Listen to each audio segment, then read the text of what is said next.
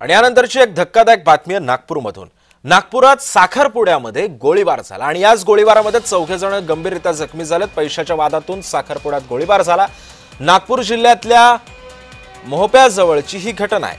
Kalmeshwar police स्थानकात आता गुन्हा दाखल झालेला आहे। नागपुरामध्ये साखरपुड्याच्या मांडवातच हा गोळीबार झाला। पैशांचं कारण होतं, पैशांचा वाद होता आणि याच गोळीबारामध्ये 4 जखमी झाले। पोलीस ठाण्यामध्ये या संदर्भातल्या गुन्ह्याची नोंद करण्यात आलेली आहे।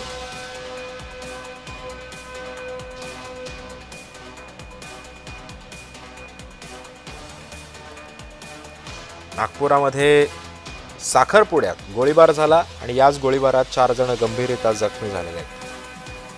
कळमेश्वर पोलीस ठाण्यामध्ये गुन्ह्याची नोंद करण्यात आलेली आहे। गुन्हा दाखल झालेला आहे।